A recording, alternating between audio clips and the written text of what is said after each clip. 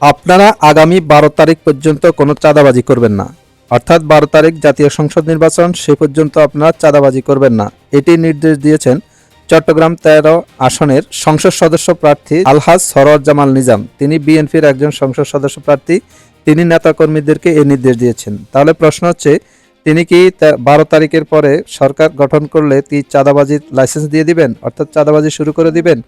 তিনি আসলে কি বলতে চেয়েছেন, আমরা তার বক্তব্যটি শুনবো। এই 12 তারিখ পর্যন্ত আপনারা চাঁদাবাজি করবেন না।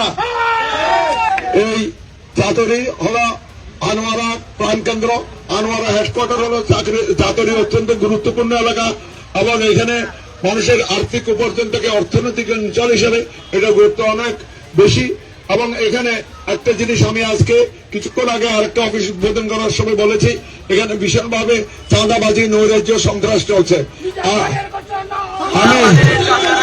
আমি অনুরোধ জানাবো, আপনারা যারা চাঁদাবাজি করছেন, 2 হাত জোর করে বলছি, এই 12 তারিখ পর্যন্ত আপনারা চাঁদাবাজি করবেন না।